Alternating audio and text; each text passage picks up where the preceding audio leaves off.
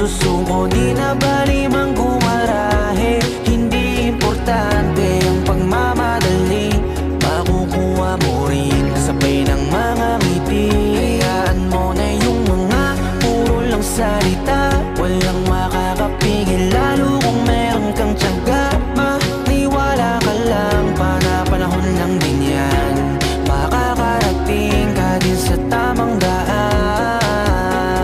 Samahan mo palagi ng dasal, huwag mo dapat kalimutang madalas magpasalamat. Dahil lahat naman ng ito ay siya din naging dahilan sa bawat araw na ikay nahihirapan. Gusto niya lang na ipaalam na imposible ang pupwede na mangyari. Huwag kang matakot paiwanan, di naman to paligsahan para lang may patunayan, di na bali. Ang mahalaga, dapat maging masaya, lalong mahalin ang ginagawa mo. Sipagan mo lang kahit nakakatamad, itutuloy mo. Walang masama hanggat wala kang dinatapakan tao.